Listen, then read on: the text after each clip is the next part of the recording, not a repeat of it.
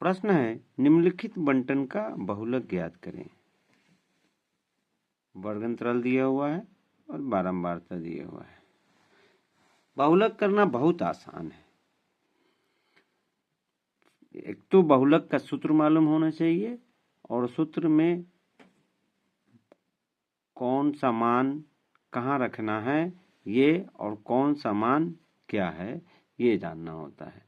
बिल्कुल सबसे पहले बहुलक बनाने के लिए हम शुरू करते हैं।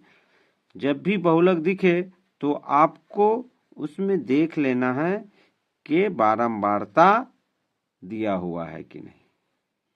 बारंबारता दिया हुआ है, क्योंकि कभी कभी संचयी बारंबारता भी दिया हो सकता है, तो आपको बारंबारता निकालना होगा। अगर बारंबारता दिया हुआ है तो आपको सबसे पहले बारंबारता देख लेना है। तो यहाँ बारंबारता है और सबसे बड़ी बारंबारता देखना है।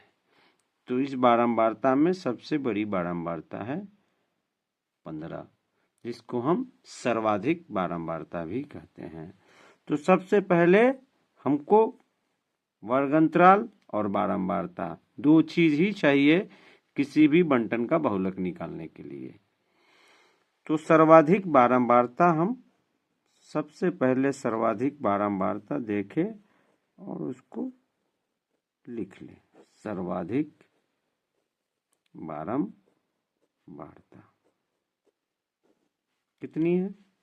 15।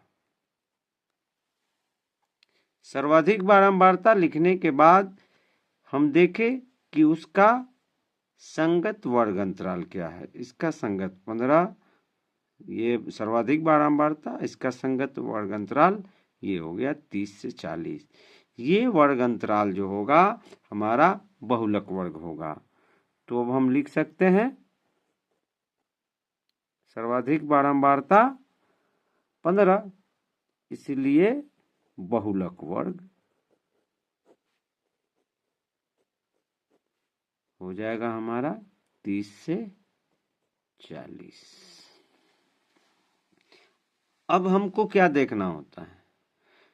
सबसे पहले ये हो गया, तो अब दो चीज हमने देख लिया, सर्वाधिक बारंबारता और बहुलक वर्ग देख लिया। तब हमारे दिमाग में होना चाहिए बहुलक का सूत्र, फॉर्मूला। तो फॉर्मूला को हम बाद में लिखेंगे, पहले इन दोनों के बाद हमको जो चीज चाहिए उसको देख लेते हैं। तो बहुलक के लिए हमको चाहिए एल, फॉर्मूला हम देख लेंगे। एल चाहिए, एल होता है बहुलक वर्ग की निम्न सीमा, ये 30। तो एल बराबर 30 लिख दें सबसे पहले। उसके बाद होता है F0 चाहिए, F0। तो F0 चूंकि हमने यहीं से शुरू किया है, तो F0, इसे अगर हम F0 मानते हैं 15 को, F0 15, तो उसके बाद हमको चाहिए F-1। तो हम जानते हैं कि अगर ये 0 है तो बाईं तरफ इसके माइनस होगा। संख्या रेखा को भी अगर दिमाग में रखे, या फिर यहाँ है कि बहुलक वर्ग के ठीक पहले वर्ग की, बहुलक वर्ग के ठीक पहले वर्ग की बारंबारता F-1 इज इक्वल टू ये है 6। और उसके बाद फिर हमको चाहिए क्या? F1।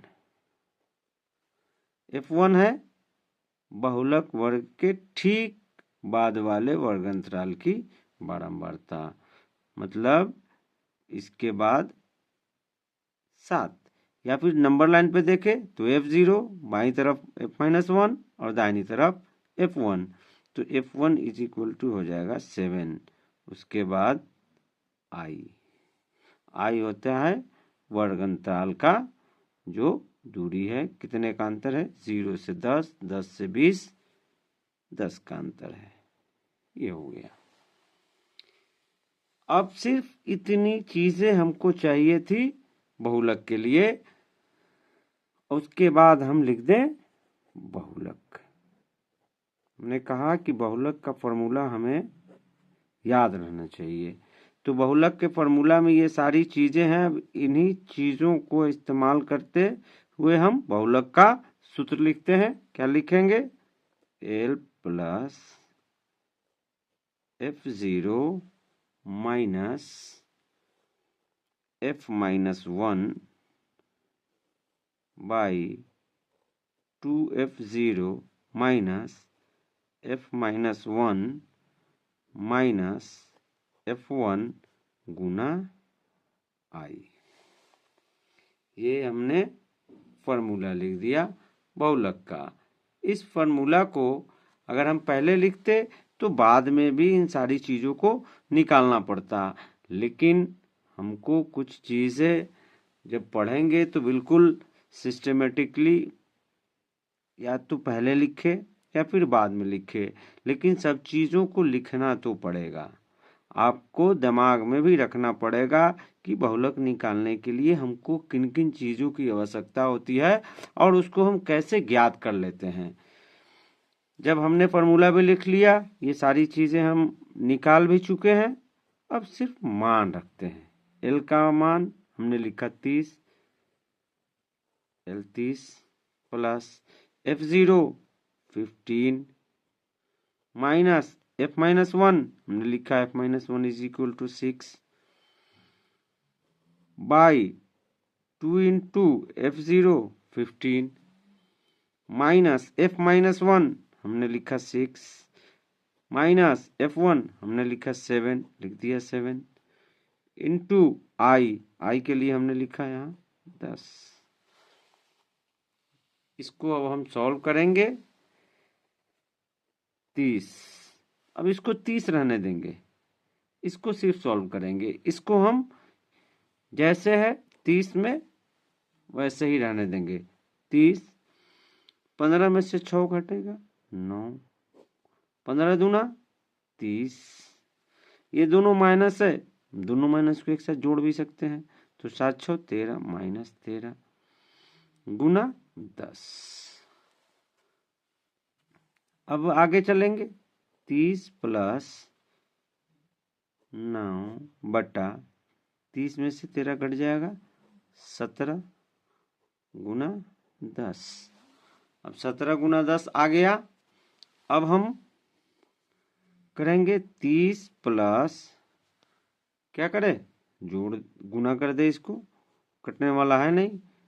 10 9 90 बटा 17 बराबर। फिर 30 प्लस हमने कहा कि 30 को यथावत चलते रहने देंगे। 30 प्लस 90 बटा 17। अब इसको भाग देंगे। भाग हम रफ के पेज में जाएंगे और दे देंगे। यहीं हम देखते हैं 17 क्या हो जाएगा,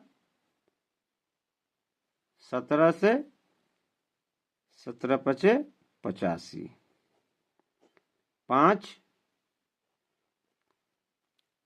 दशमलव देंगे, 0 देंगे, 17 दूना 34, घटाएंगे 6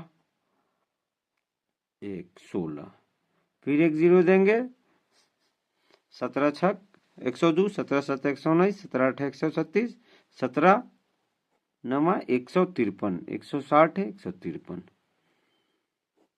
घटा देंगे 7। एक बार और देखते हैं, दशमलव के 3 अंकों तक कर देते हैं, फिर 0 देंगे, 17 चौका 68 आ जाएगा 2। अब छोड़ देंगे।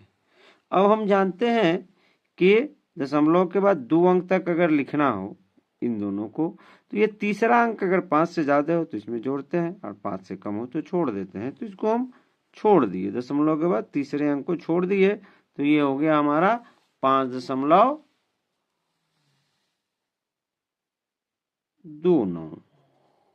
5.29 और इसको हम जोड़ दें तो हो जाएगा 35.09। यही हमारा बहुलक हो जाएगा। ये रफ वर्क है, हम यहाँ कर दिए हैं। आप इसको एग्जाम में जहाँ एरिया होगा रफ वर्क का, वहाँ करेंगे। लेकिन हमने यही किया कि भाग के प्रोसेस को अब कर लेंगे।